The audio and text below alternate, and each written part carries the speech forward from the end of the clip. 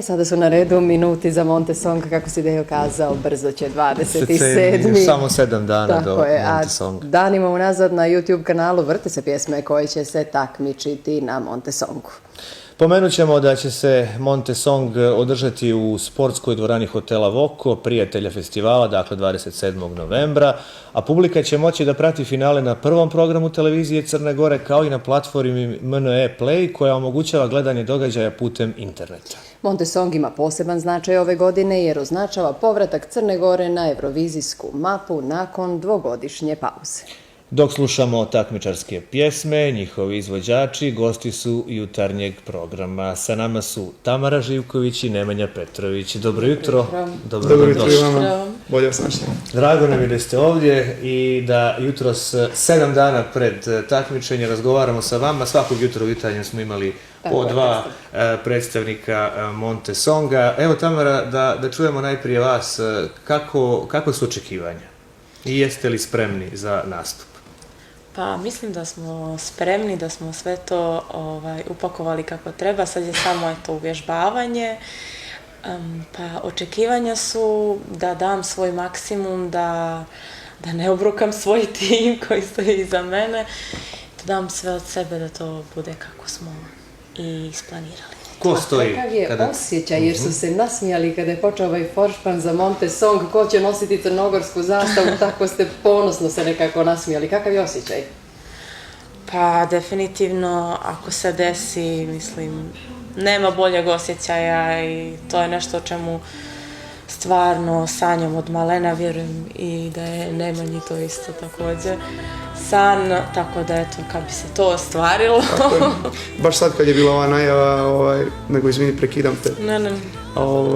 Osjetio sam neki naboj pozitivne energije, wow, sad ćemo za 5 dana ili 7 dana biti na toj sceni, što je svakako jako veliki put i značaj za sve nas, kao i za mene, i za tebe, i za sve takmičare, tako da baš se radujem.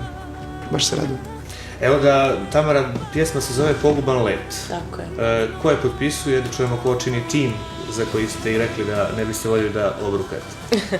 Pa muziku i tekst je radio moj prijatelj, talentovani Boris Subotić, a aranžman čuveni Dušan Alagić i Dušan Krsmanović. Tako da eto, mislim da stvarno imam veliku odgovornost. Nemanja? Ko je radio tvoju pjesmu? Moju pjesmu je radio Bane Opačić, muziku i tekst, aranžman je potpisao Mario Pajić. Kako se zove pjesma? Među zvijezdama. Mi smo to sve preslušali.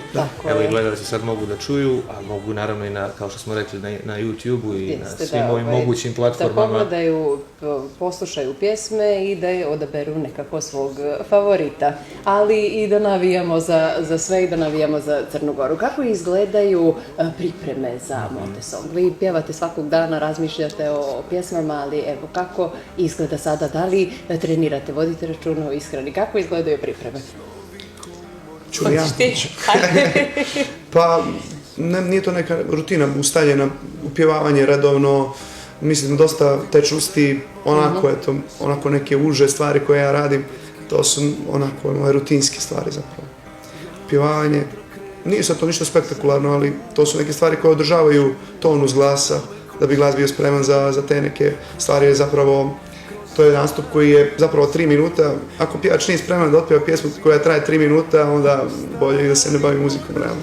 Mi nastupamo i radimo i zabave i klubove i po 3 do 4 sata, 5, sve zavisi kako je veselje u pitanju. Ali s obzirom da je pjesma od 3 minuta, siguran sam da smo spremni da to odradimo najbolje.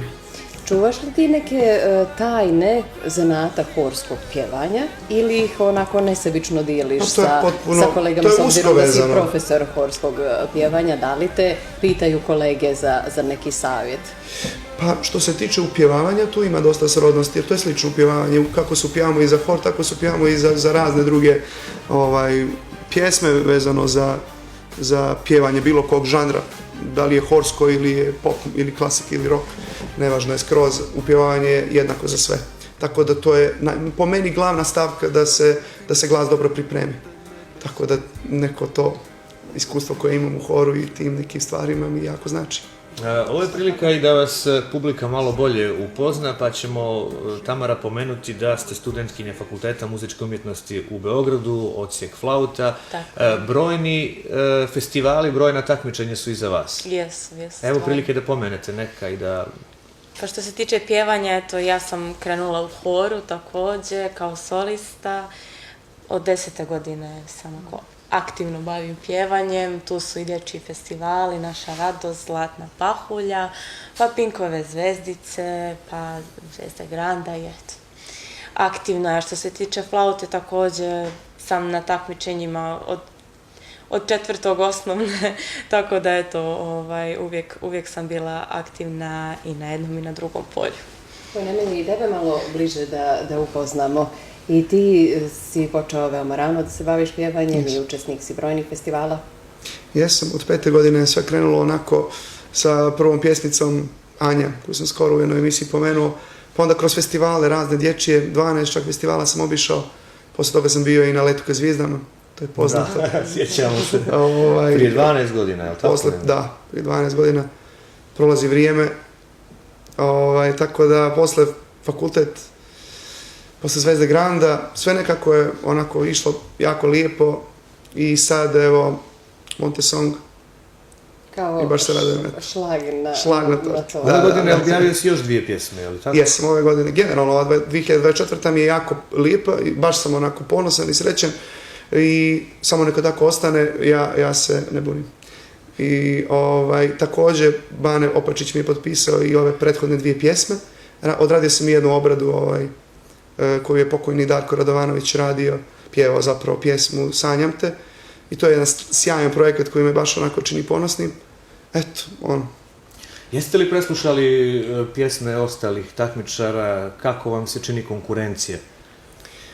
Pa, poslušao sam sve pjesme, imamo jako interesantnih različitih žanrova, svega ima i roka, i popa, i balada, i tako da ono baš je širok spektar. Mislim da imamo za ljude da uživaju u programu. Za svakog je po nešto, tako da ono, mislim da će biti interesantno sigurno i za publiku i za gledalce. Tako je, nama će sigurno biti interesantno, ali sjajna je stvar što se Montesong vratio nekako na scenu i to je prilika za crnogorski izvođače da pokažu šta rade, gdje su, šta umiju. Tako je. I da držimo fige da to zaživi, da to ide uz godinu, da prosto imamo priliku da to učvrstimo.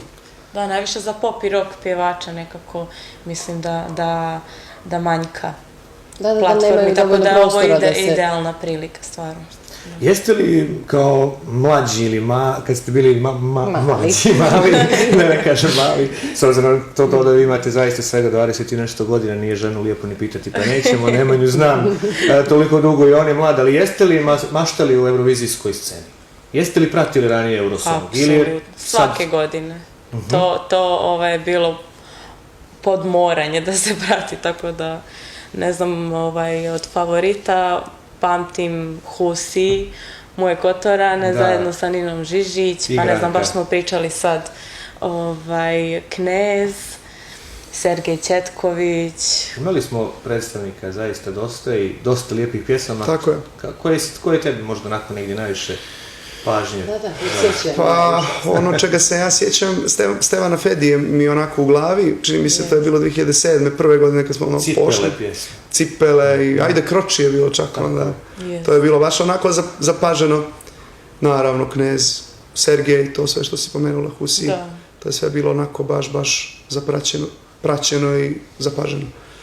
Ogromna je želja, naravno. Mislim, svi takmičari, pretpostavljam, imaju istu želju i taj san, zapravo moj san je da pođem na Eurosong. Sad, naravno, vidjet ćemo šta će biti, ali svakako je veliko zadovoljstvo biti tu. Vidjet ćemo ko će naredne godine u Švajcarskoj braniti boje naše države. Tako je, a pored ove pjesme koje nam se dopadne ili ne dopadne, često komentarišemo i scenski izgled, kostime, koliko ste tu pažnje posvetili? Je li bilo tu neodlučnosti, ovo mi se sviđa, ne sviđa, možda bih ovako, ovo ide uz pesmu, ne ide, kako to izgleda? Pa bilo je. Pa ja sam generalno ovako vrlo precizan, imam neki svoj stil oblačenja, tako da, nisam imao mnogo problema tu. Mislim da tu mi žene imamo većih problema. Bilo je, što se mene tiče, nekih nedoumica na početku, ali smo sve to jako brzo iskristalisati, tako da bit će to sve kako treba. Ali ljude zanima i gledalce, možda smo vas to negdje djelimično i pitali, kako sav taj proces, vi ste se prijavili, prošli na konkursu, učestvujete 27. novembra na Monte Songu, ali kako izgleda sav taj proces? Dobili ste sada brojeve pod kojima nastupate? Da. Kako izgleda sav taj proces? To je dugotrajan proces, da pojasnimo malo gledalcima i kao što je Branka rekli, same pripreme do tog dana. Sve je jako bitno, scenski nastup, kostim, to je jedan cijeli paket, znači ne gleda se samo pjevanje, nego sve cjelokupno, zato što ipak to će biti na televizoru, gleda se publika, apsolutno sve gleda, a najbitnije je što se mene tiče energija i emocija, prvo da se to prenese kako treba i onda ostalo naravno i nastup, a pripreme su što se mene tiče bile baš intenzivne, pogotovo u Beogradu, pošto nisam mogla odmah da dođem u Crnu Goru, tako da prvo su probe bile u Beogradu, pa su sad u Crnoj Gori, ali sad je to sve okej, ali definitivno što se tiče koreografije, svaki drugi, treći dan, pa nešto se izmijeni, ali tako da eto. Puno je posla. Nije intenzivno, ali opet lijepo je. Ono što je vezano za moj nastup, bit će nas 6 na sceni. Ja i još 5 ljudi koji će pratiti moj nastup. Tako da bit će interesantno. Nadam se da će se publici dopasti. Onako nekako smo se trudili da ispratimo cijelu pjesmu u pogledu skroz kako ona zapravo teče i tako smo i kronološki ispratili taj nastup sa igračima. Hvala vam najljepše. Mi vam želimo da se lijepo odmorite, naspavate, pripremite, da pokažete se u najboljem mogućem svjetlu, što ne sumnjamo. Na sceni. Hvala. I eto da... Ćemo pričati nakon Monte Songa. Da vam poželimo puno uspjeha, pomenut ćemo da se još jednom Monte Song održava u sportskoj dvorani hotela Voko 27. novembra, da će publika moći finale da prati na televiziji Crne Gore na prvom programu. I putem Play platforme, putem interneta. Hvala vam puno uspjeha. Hvala vama. Hvala vam.